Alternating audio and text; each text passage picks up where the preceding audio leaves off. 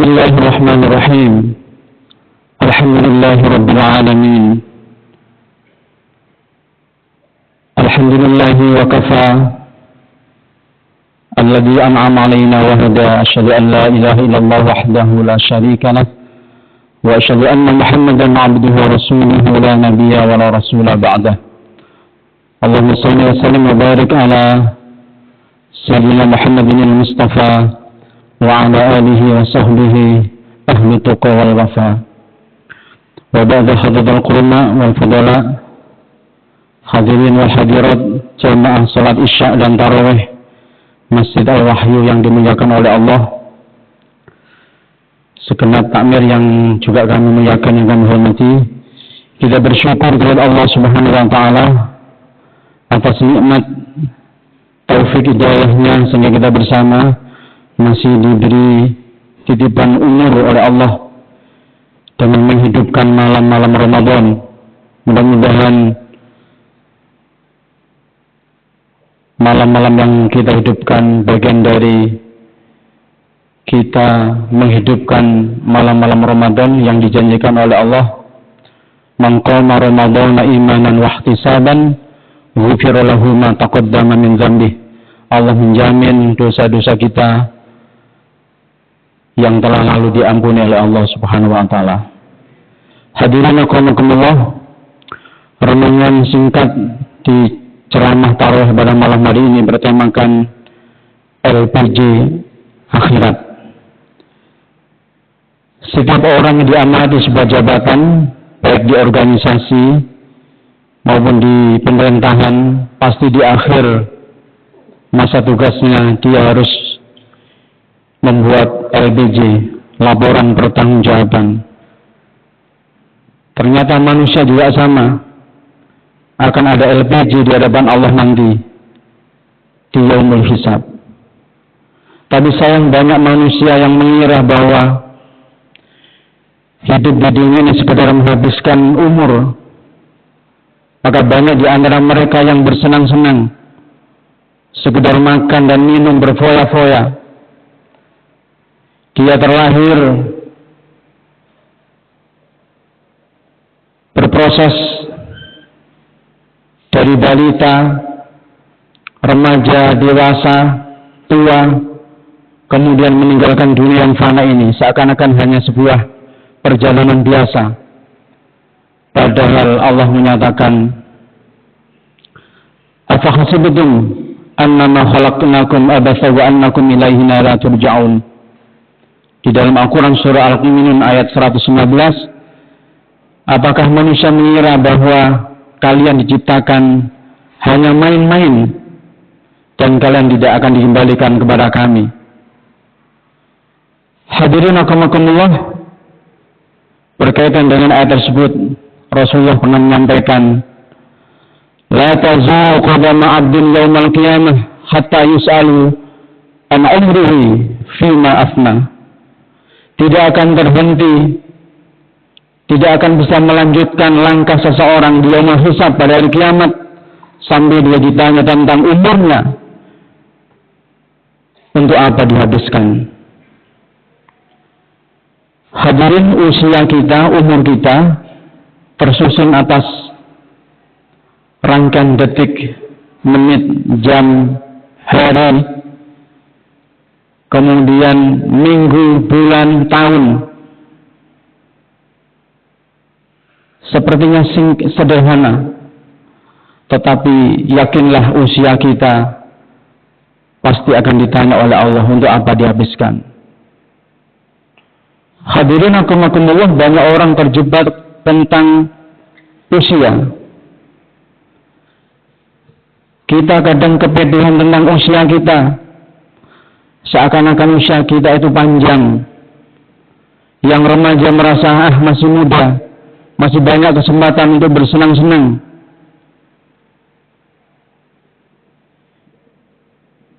Padahal hadirin rahimakumullah, ajal itu tidak mengikuti deret ukur, tidak urut kacang. Ajal itu diibaratkan orang yang menanam pohon kelapa. Pohon kelapa itu masyaallah muslimin, hadirin akramukumullah, ada manggar, ada beluluk. Ini yang di desa mungkin paham. Ada cengkir, ada degan, ada kelapa. Haruskah yang jatuh itu yang kelapa? Haruskah yang dijatuhkan itu yang tua? Tidak. Kadang manggar pun jatuh, kadang yang beluluk pun jatuh. Dan saat ini mungkin yang paling banyak dijatuhkan adalah yang degan, karena Ramadan. Hadirin, ajal tidak menurut deret ukur. Kita memilih bagaimana Allah memanggil kita, mencabut nyawa kita. Apakah di masjid saat kita sujud, alhamdulillah, ataukah di jalan raya, ataukah di penjara? Hadirin, jangan saya tanya, pilih di mana, meninggal di masjid apa di penjara? Cak Soleh milih pun dia.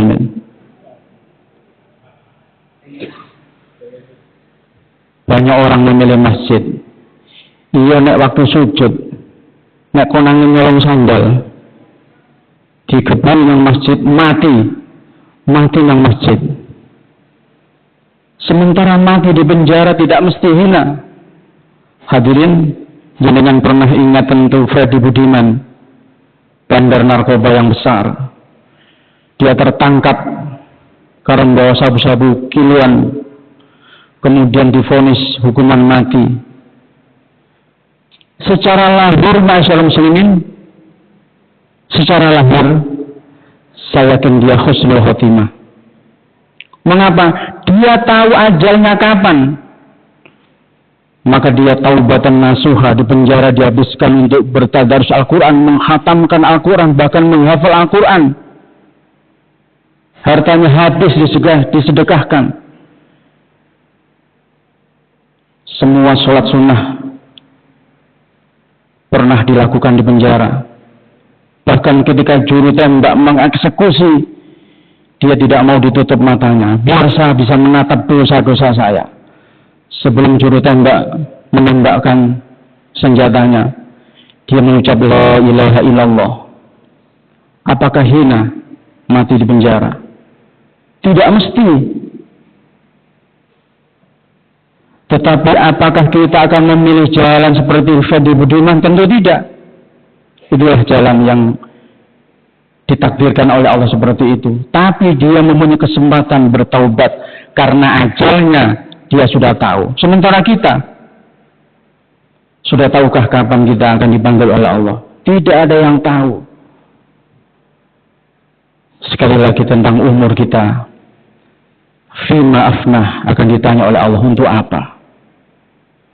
Berbagilah bagi mereka yang sudah menghisap usianya, kira-kira aku iki pantes nang swarga. Kebaikanku akeh, amalku akeh. Tetapi yang masih rodok 50-50 niki hati-hati. Allah masih memberikan kesempatan kepada kita. Dengan Ramadan ada akselerasi di dalamnya dengan Lailatul Qadar. Yang kedua, LBJ yang diminta oleh Allah adalah an ilmihi fima fa'ala. Tentang ilmunya dimanfaatkan untuk apa? Apakah dia seorang ilmuwan yang muflis, yang mukhlis, yang muslih, yang memperbaiki dunia ini, yang dengan ilmunya dia menata kehidupan menjadi lebih baik, ataukah dia hanya bertopeng dengan cendekiawannya, memporak-porandakan aturan, merubah undang-undang, ataukah itu? Yang jelas ilmu kita sekecil apapun akan dimintai pertanggungjawaban oleh Allah. Yang ketiga, an malihi, tentang hartanya. Ada dua yang dimintai pertanggungjawaban oleh Allah. Min aina iktasabah wa fima anfaqah. Dari mana diperoleh dan kemana dibelanjakan. Hadirin, kalau sesuatu zat yang haram secara nyata, misalnya babi, tidak usah kita harus bertanya dari mana dia dapatkan. Walaupun beli itu haram secara otomatis. Kalau ayam, daging kambing, daging sapi yang halal, min aina iktasabah, belum tentu zatnya halal kalau cara memperolehnya tidak benar, misalnya dengan mencuri, ngutil, akan menjadi haram. Tentang harta kita, dari mana kita peroleh dan kemana dibelanjakan, akan ditanya oleh Allah. Hadirin akramakumullah, bersyukurlah kita yang diberi titipan Allah harta yang banyak, sehingga kita bisa memilih kafling surga yang mana dengan infak dan sedekah harta kita. Tetapi ingatlah, pertanyaannya juga panjang. Ibarat orang ke depo bangunan, dia membeli sekeranjang banyak barang, mulai dari cat tangga, kertas gosok, banyak hal. Tentu di antrian kasir dia akan terhenti lama. Sementara orang yang hanya membawa sekaleng umplung cat dan satu kuas, tentu akan cepat berlalu. Maka bersyukur pula lah kita yang diamani harta yang tidak banyak. Nanti hisab kita juga tidak akan ruwet, tidak akan rumit. Dan yang terakhir, ma'asyiral muslimin, an jismihi fima ablah, tentang jasmani kita, fisik kita dipergunakan untuk apa sampai dia rusak di dalam dunia yang fana ini. Hadirin akramakumullah, ada orang yang diberi kekuatan fisik oleh Allah, tubuh yang kekar, tetapi naudzubillah dipergunakan untuk memalak orang, untuk membackingi sesuatu yang tidak benar, maka tentu hisabnya akan berat. Dan bersyukurlah bagi orang yang diamanati fisik yang kuat, dia pergunakan untuk jihad di jalan Allah, untuk memakmurkan masjid, kerja bakti masjid, kerja bakti di madrasah, di balai RW, fisiknya berguna. Tentu dia nanti akan bisa menjawab ketika dihisab, untuk apa aku titipkan kepadamu fisik yang kuat? Ternyata untuk manfaat dan maslahah. Hadirin akramakumullah, inilah LPG akhirat. Kita tidak akan bisa mengelak. Di yaumul hisab pasti akan ditanya tentang 4 hal. Mudah-mudahan kita siap dan mudah-mudahan bermanfaat. Wassalamualaikum warahmatullahi wabarakatuh.